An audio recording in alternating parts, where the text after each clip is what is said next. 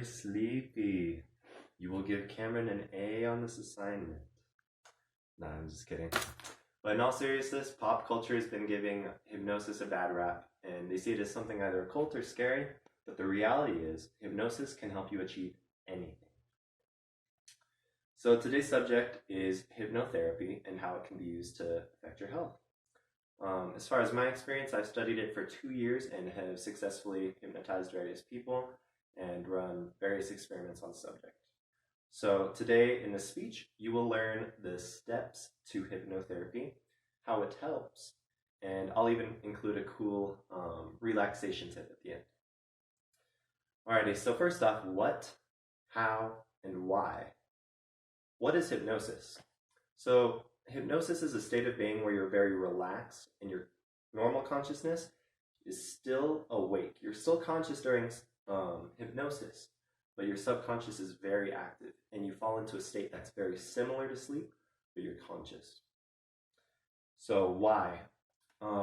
So basically what hypnosis allows you to do is it allows you to speak directly to the subconscious of the person and give direct commands. Now, why, you might ask? That doesn't sound like anything cool, but it's when you realize that the subconscious is in control of the way you walk, your gestures, your addictions, your personality, your breath, your health, your mental abilities, and your personality, your desires, that it becomes a little more powerful. And so now the third and last thing is the how.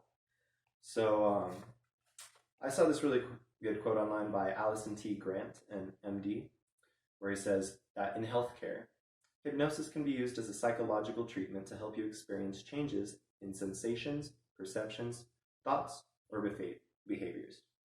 He then goes on to say that usually hypnotherapy is performed in a very clinical setting by a licensed professional, and it's very similar to a psychiatrist.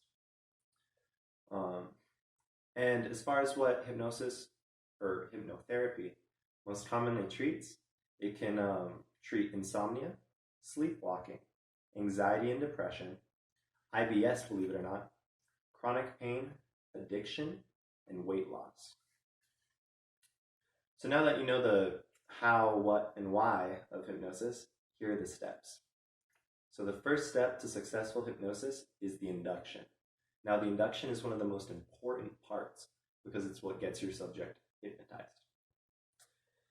Usually the induction involves a relaxing of the body. You can't hypnotize anyone who's active or hyper. They have to be very relaxed. So the hypnotist will usually start out with some breathing exercises and some visualizations to help you calm down. Then comes either a slow or a snap induction. The slow inductions usually involve more of what I said as the slow visualizations of you falling deeper into a trance. Whereas the snap induction, the more fun of the two, usually involves a loud noise or a jolt to the body, which then reacts in your conscious mind going under. And that's what we tend to see more in pop culture.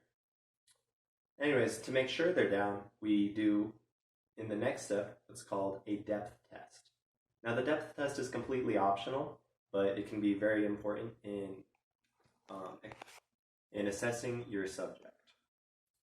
So, a long time ago, 1981, Cheryl Wilson, who has a PhD, did a study on society and who was most susceptible to hypnosis. And he found that there was a group of people that he liked to call fantasizers. Now, these fantasizers were very avid in using their imagination in their everyday lives. And he found that people with a very active imagination, people who are actively thinking, are very susceptible to hypnosis. But this isn't to say that you cannot be hypnotized if you're very logical and don't use your imagination a lot. No. In fact, the opposite. There is no such thing as a person that cannot be hypnotized. It just makes it easier. So after the depth test and we check to see how deep you are, the third step is the deepener. Now the deepener, like it sounds, deepens the trance and brings you farther and farther under. And this is done slowly. This process is very gradual and very visual.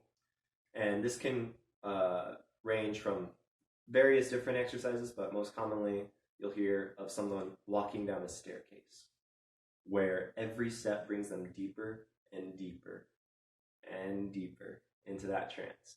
And when they finally hit the ground level, they're out.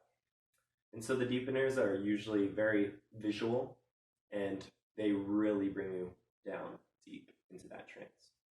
Now, the fourth step is the bread and butter to hypnosis. It's the script step. Now, for the purpose of explaining it, I can't go very deep and detailed into the scripts because they are very diverse. There are hundreds and thousands of different scripts out there. But for this purpose, I decided to go very general. The script is essentially the reason you're there for the hypnotherapy. It is what programs you to complete whatever action you're trying to achieve. And so this is what you would call the program to the mind. And usually this involves visualization, association, and manifestation. When the hypnotist speaks to you during the script, they will speak in the now, as if whatever you're trying to achieve has already happened. For instance, if I'm dealing with a smoker and they're trying to quit, I will say that you've already quit smoking. You've been doing great. And that later on, you in the way down in the future, you see the effects, the positive effects on your body, as if it's already been achieved. And your subconsciousness takes that as it is, almost as if it already has been achieved. Last but not least, we have the awakening. And the awakening has to be done slowly, usually by counting and regaining consciousness. If someone is to snap out of that programming state into awakeness, it really messes with their mind. Their subconscious and their conscious doesn't mix too well. Anyways, now you know the steps to successful hypnosis. Now for a brief breathing exercise that we like to use to calm the body down. Completely optional, but if you want to do it at home, you're going to inhale and exhale. And every time you inhale through the top of your head and exhale through the bottom of your feet. I know it sounds a little weird, but if you can get that visualization of breathing in through your head and out through your feet, it can seriously relax the body within seconds. Well, cool. Thank you for listening to my presentation, and remember, it's time to wake up.